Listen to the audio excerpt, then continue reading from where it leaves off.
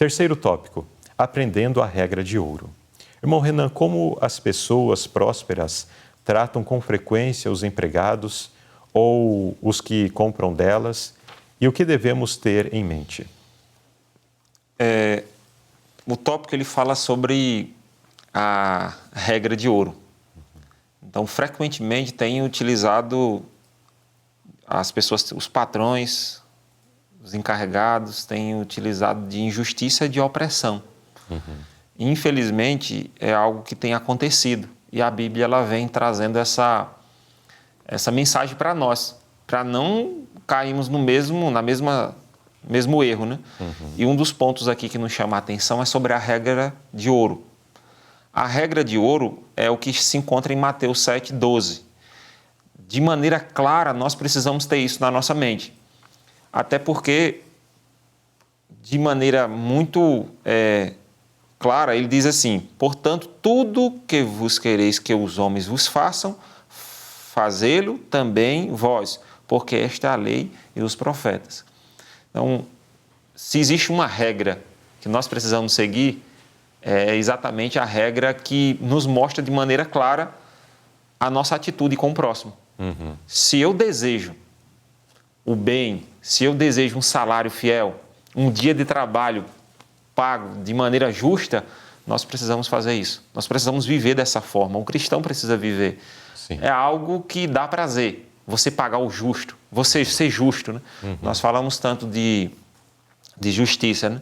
E um dos pontos que nos chama a atenção é que muitas vezes a riqueza, que nem está falando aqui na notinha, traz uma ênfase muito clara, que muitas vezes é Satanás que faz com que a pessoa cresça financeiramente. Não é uma obra de Deus. E eu gostaria de só citar um ponto que diz assim: Deus não está em todas as riquezas que as pessoas obtêm. Satanás, muitas vezes, tem muito mais que a ver com a aquisição de propriedade do que Deus. Muitos dos ganhos vêm da opressão no salário do contratado. O rico, por natureza cobiçoso, amplia sua fortuna, oprimindo os funcionários e explorando os outros,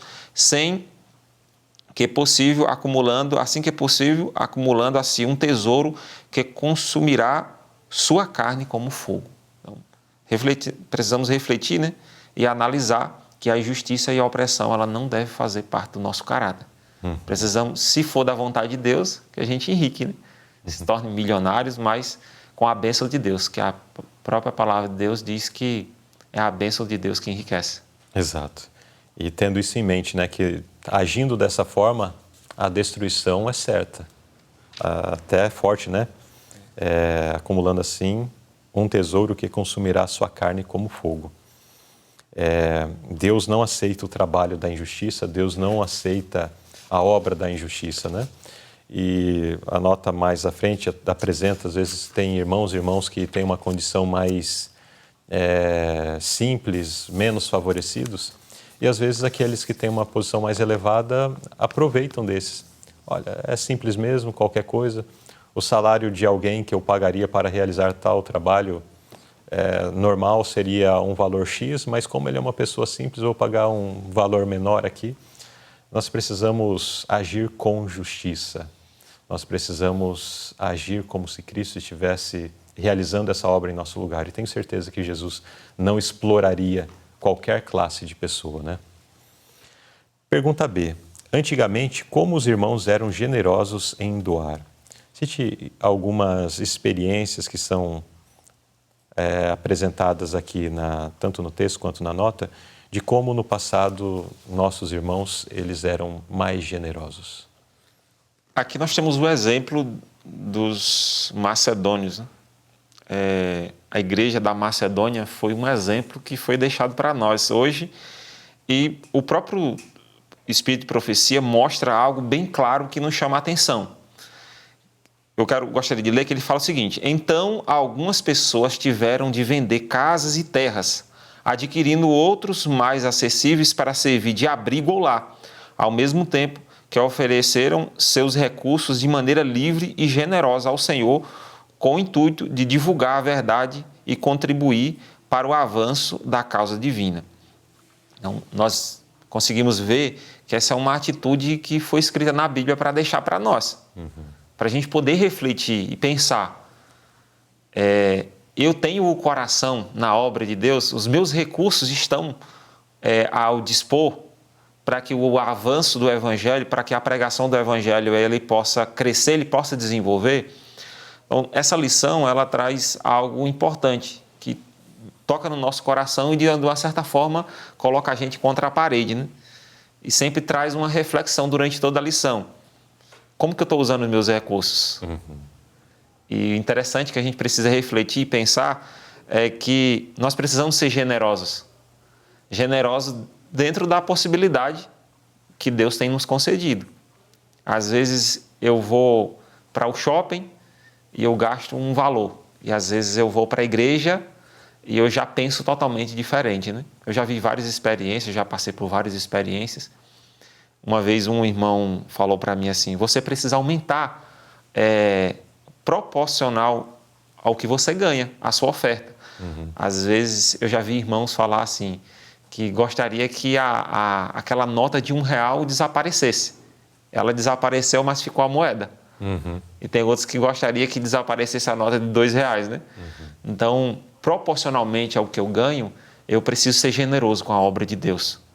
Eu preciso modificar a minha forma de doar. Eu sempre falo que a nossa generosidade tem que ser como uma criança.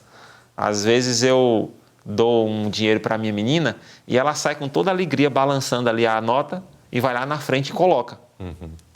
E como se não é dela, né? Ela já sabe que não é dela. Sim. Então, todas as vezes que a gente for doar, nós precisamos ter a experiência de uma criança. Sair ali, mesmo que não balançando, né, escondido, mas colocar ali dentro da cesta com alegria, né? Como se não pertencesse. Como uma criança sai ali. Ela chega perto de mim e fala assim, papai, trouxe oferta? Aí eu, tá aqui. Ela já saiu, guarda, segura na mão. Né? Então, eu acredito que essa generosidade que a gente precisa ter. Sim. E eu entendo que a igreja da Macedônia ela foi citada exatamente por esse carinho, esse amor, mesmo sendo uma igreja que não era rica, era uma igreja pobre. Né? Aqui demonstrando, inclusive, que aqueles que não têm abundância de recursos também têm o seu compromisso para com Deus ou para com a sua causa de contribuírem, né? Às vezes a pessoa pensa assim, mas eu não recebo um grande salário, eu não sou uma pessoa abastada, portanto, eu estou desobrigado de contribuir. Não, todos nós temos o nosso compromisso. Seguindo o exemplo dos irmãos macedônios, que eram pessoas simples, eram pessoas humildes, mas do pouco que eles tinham, eles conseguiram juntar um bom recurso para ajudar os irmãos em Jerusalém.